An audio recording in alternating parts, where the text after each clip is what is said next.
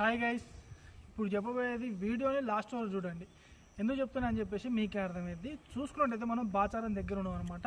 Bacharam area ఇక్కడ వచ్చేసి మనకి దాదాపు ఒక 2000కి పైగా అయితే మనకి డబుల్ బెడ్రూమ్ ఇల్లులు ఉన్నాయి. చూసుకోవచ్చు మరి ఏ విధంగా ఉన్నాయి ఏందని చెప్పేసి. కొత్త గవర్నమెంట్ రాగానే ఇక్కడ వచ్చి ఏవైతే ఫండింగ్ వర్క్స్ ఉన్నాయో అలాగే వదిలేశారనమాట. దాదాపు సంవత్సరం చేంజ్ అవుతుంది, సంవత్సరం చిల్లర అవుతుంది అనమాట. ఏ విధంగా ఉన్నాయి ఏందని చెప్పేసి చూసుకోవచ్చు. మనకి అదేవిధంగా మనకి ఇక్కడ కావాల్సిన మెటీరియల్స్ అంటే ఇటుకలు, ఈ ఇంటికి కావాల్సిన ఇటుకలు కూడా మనకి ఇక్కడ వచ్చాయి. చూసుకోండి, ఈ ఇటుకలు కూడా ఇలా రేట్ అయిపోతాయి అన్నమాట. ఈ ఇటుకలు కానీ సిమెంట్ కానీ ఏవైతే ఉన్నాయో అన్నీ లోపల భద్రంగా తాళం వేసి దాచిపెట్టారు. మరి ఎందుకు ఇది ఎవరిది అనేది మీరు కొంచెం ఆలోచించాలి. కొత్త గవర్నమెంట్ వలన లేదంటే పాత గవర్నమెంట్ వలన ఈ పేదవాళ్ళకి ఇల్లు రాకపోవడమా, సరిగ్గా ఎంక్వైరీ చేయకపోవడమా ఏందనేది మనం తెలుసుకోవాల్సి ఉంటుంది. మీరు ప్రస్తుతానికైతే ఇప్పుడు వరకు ఇది ఏ విధంగా కంప్లీట్ అయిందో చూడండి. మీరు పెయింట్ వేసారనమాట.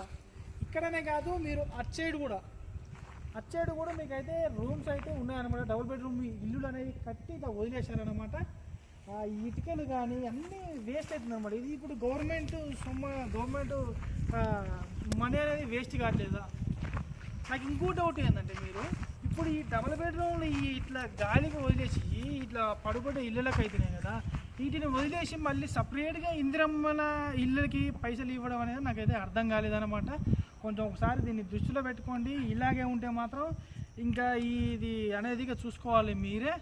అదేనే కాదు, మీకు అచ్చడు కూడా ఇంకా వికలాంగులు ఇల్లులు కూడా ఉన్నాయన్నమాట. వికలాంగులే కావచ్చు, మన వృద్ధులు ఏవైతే ఉంటాయో అవి కూడా కొంచెం అవి ఇవ్వన నయం. ఇంకా అవైతే మొత్తం పూర్తిగా వర్క్ అనేది అయిపోయింది అనమాట. కరెంటు కూడా ఉంది, ఒక వాటర్ ఒకటే లేదు.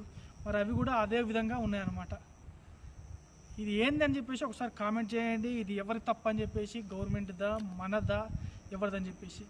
ఈ వీడియో కనుక మీకు నచ్చినట్టయితే ఒక లైక్ చేయండి, షేర్ చేయండి, సబ్స్క్రైబ్ చేయండి. మరిన్ని మంచి మంచి అప్డేట్తో మీ ముందుకు వస్తాను. జై హింద్.